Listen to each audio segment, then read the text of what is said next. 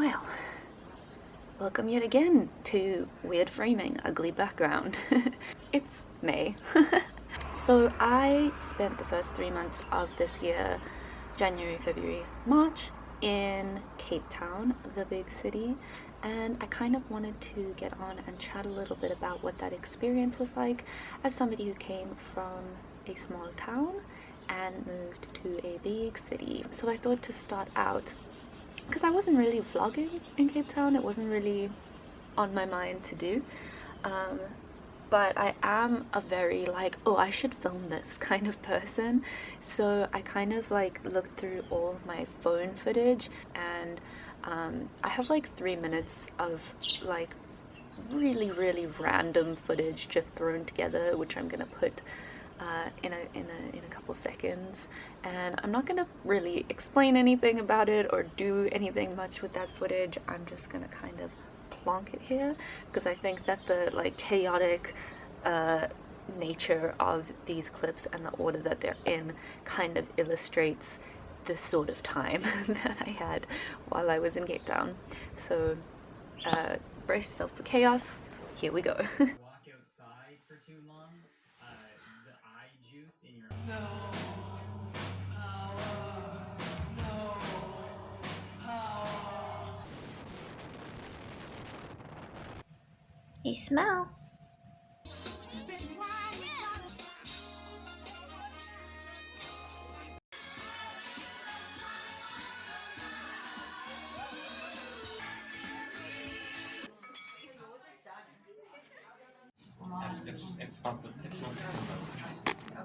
It's not the filtering of the people.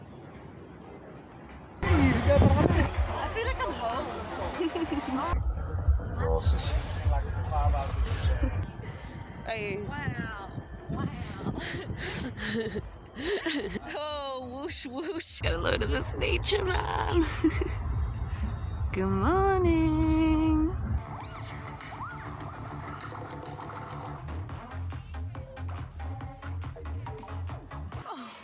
Oh, no. We fed this squirrel 2 potato chips. Well, he took one by force. The other one we gave because we were scared. Oh. Hello? Meow.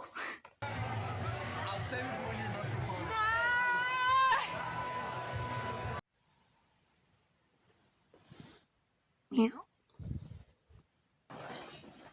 Oh.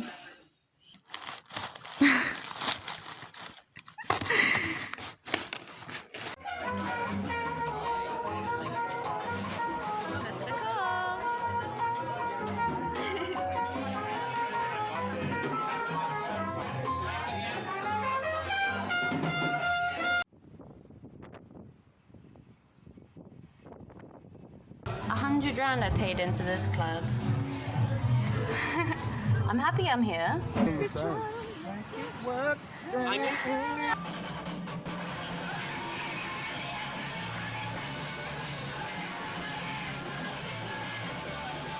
of the year. Outstanding payment on student loan. What do you like?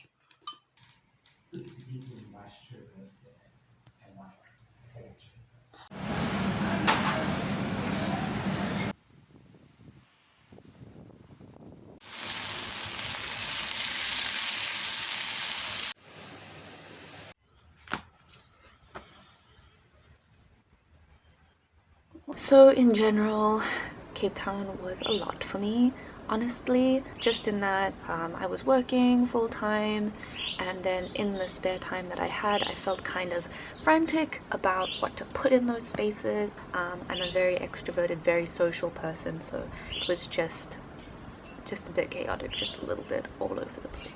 But there were a couple of specific topics that I wanted to cover that I think that you guys might find interesting or that are relevant to me and my channel, and I'll put the time codes up for what those topics are now.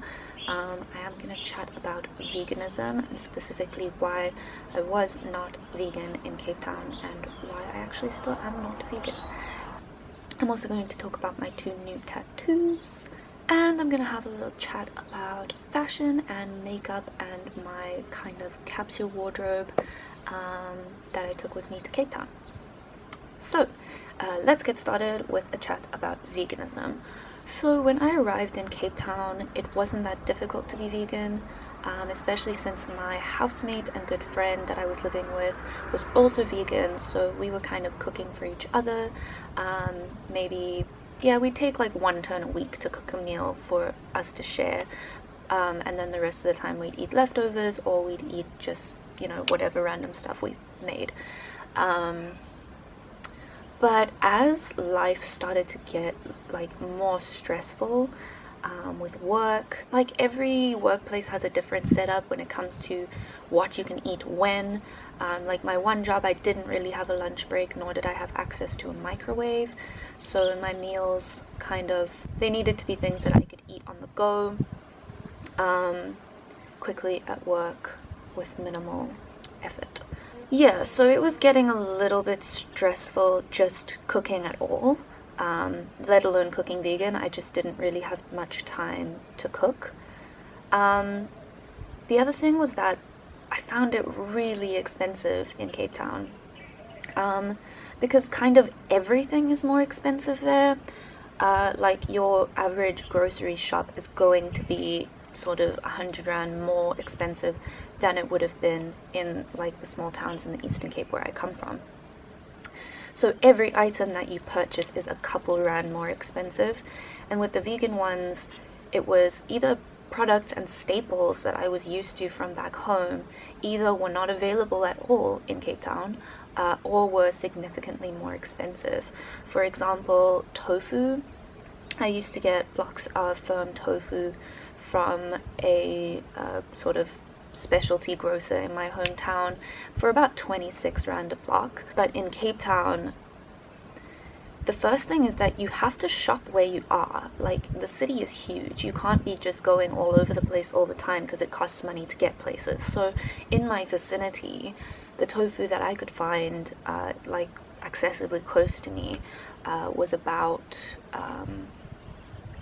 close to 40 rand for the block. Also vegan cheese.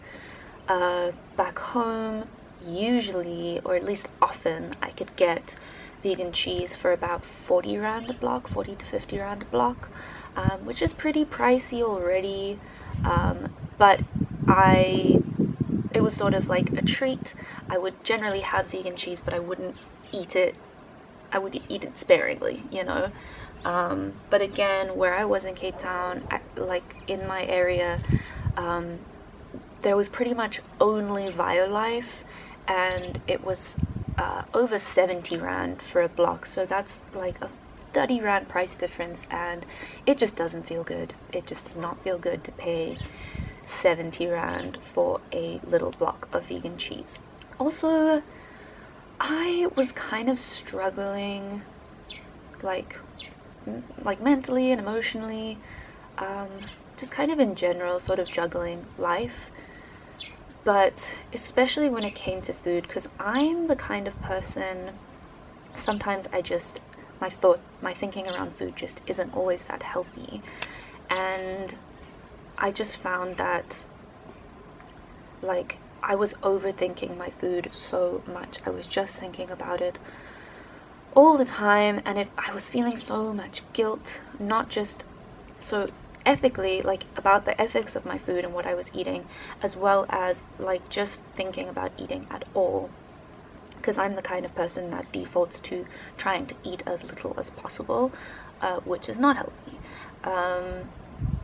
So I just found that I was feeling like meh about food. I wasn't excited about my food, and that's ultimately what I wanted, was just to feel excited about my food and just let it go a little bit. Let go of the like, oh, always gotta do everything right, good food, bad food, meh, kind of thing. So I just kind of said to myself, like, hey, if the food that you're excited about eating is not vegan, just, you know, just whatever, just eat is the main thing. You gotta eat. Yeah, I wasn't wasn't strictly vegan while I was in Cape Town, but stayed vegetarian.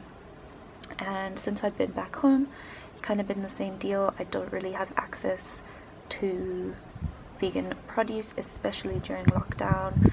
I'm living with my family who are not only not vegan but are also carnivorous, so I kind of already have to do a lot of effort to feed myself vegetarian, and there's always cheese in the house, and they're always making fancy desserts and biscuits and stuff, and you know, to like watch my mom make my favorite meal ever, like my mom's mac and cheese is the best in the world, and to like have to watch her make it and like I can't have any, or I have to make myself a little vegan one with no cheese on top, just wasn't really something I was willing to do right now. So gosh, this is a bit of a ramble, isn't it?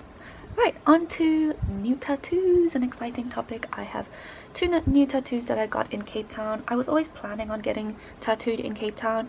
To be honest, I thought that I was going to get tattooed at the SA Tattoo Convention, but well, the convention was cancelled, but even before then I kind of realized that I wasn't going to be in town any longer for the tattoo convention. So in my last like 2 weeks in town, maybe 3 weeks, I started shopping around for where I was going to get tattooed, but I had this very particular style in my head from an artist, a Cape Town based artist that I followed on Instagram and whose work I was a big fan of. I didn't think that he was going to be in my price range, but I eventually decided to shoot him an email, and he got back with a price that it was by far the most reasonable quote that I got.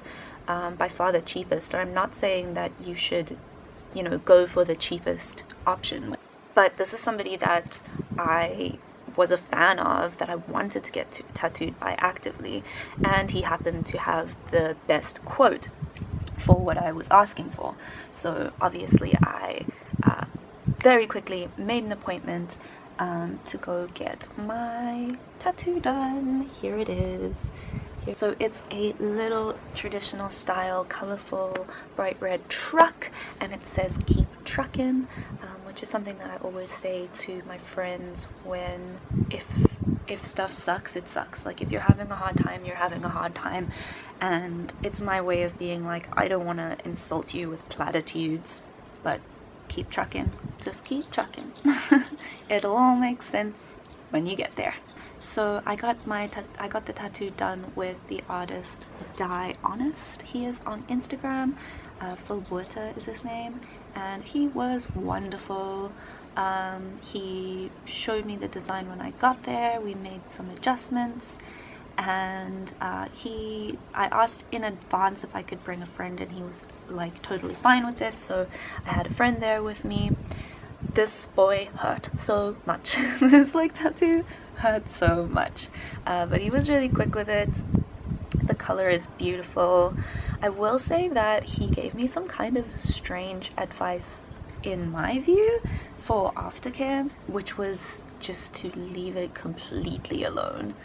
He was like, the first maybe 2 or 3 days, like really scrub at it with your bare hand and just like regular old soap and water, real hot water, just scrub at it, and then like don't even moisturize, just leave it alone, which is really unusual for me because all the tattoos that I've healed before, and I feel like most tattooed people that I know have kind of a similar aftercare routine, and it's like, you know, unfragranced soap, wash it like in the morning and in the evening, and then apply a unfragranced moisturizer. So it was a little bit unexpected when he told me to just do nothing to it at all. I followed his instructions to the letter.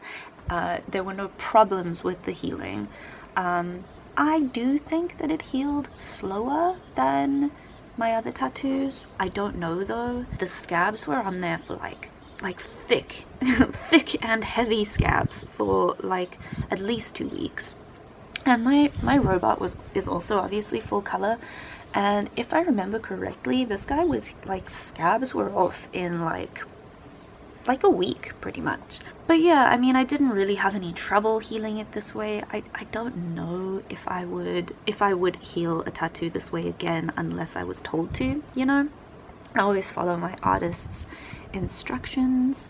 During the appointment, I started making some inquiries about if they have a price on micro tats, because there's one like small tattoo that I've wanted to get done for quite a while, and most places just don't really have a reasonable rate for small baby tattoos. And he said like the best thing to do is to just throw it in with another tattoo appointment, which to be honest was kind of what I was hoping to hear. So we made a deal, and he tacked on this baby for a lower price, kind of lumped together with the price of my calf tattoo. Little question mark, little exclamation mark. That one healed kind of weird, which is fine because it is a finger tattoo, and I don't think that I knew enough about getting my fingers tattooed before I got this done, to be honest, because I've since found out that finger tattoos don't always take very well, they don't always last very long, which is fine with me, it's whatever, such is life. But when the scabs all came off of this guy, or like as it started peeking through, I started to get worried because it was looking a little gray, and I just wasn't, I didn't believe that like completing the scabs falling off healing process, suddenly this tattoo would be like bold and black when it was already looking gray and patchy. And I didn't have very long left in Cape Town, so I immediately messaged him like less than a week after I got it done.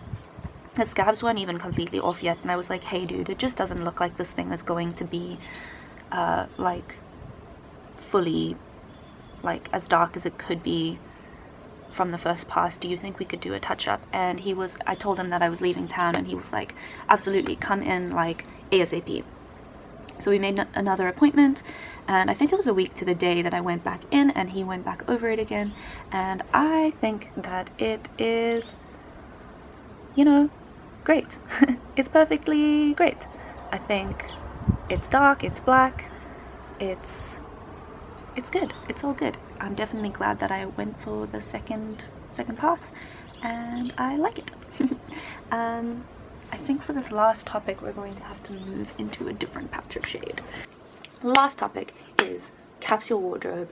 So essentially I didn't have a lot of space to take a lot of stuff with me to Cape Town, so I had to pick and choose what clothing is going to be the most useful.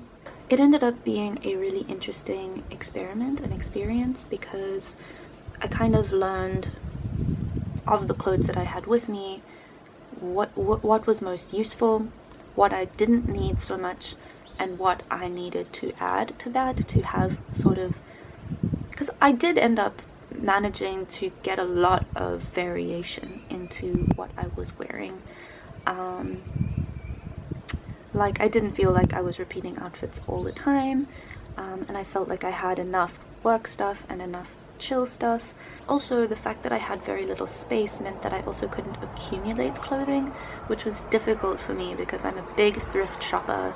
What I ended up finding was that I was putting more effort and more creativity into my makeup because I needed to channel that creativity somewhere, and I couldn't put it into like buying new clothes and coming up with millions of outfits, you know? It's fun to play and experiment with makeup again. Gosh, I'm so hungry. Okay, so what now for Chloe the Jean? Well, I'm at my parents' place at the moment. I am locked down, have been for quite some time. I'm using this time to like cook up a pot of like Good Habit spaghetti, and I'm just chucking them all at the wall and hoping that something sticks. I'm drinking water, I'm brushing my teeth, I'm exercising every day, I'm making art, making music, all different kinds of stuff. I have some plans for things that I might want to do, but I don't want to speak too much about it yet because they are just daydreams at this point. It kind of feels like what I want and what this reality allows are not so compatible. Thank you for watching this heckin' long ramble. I hope that you guys are well, hope that you are safe.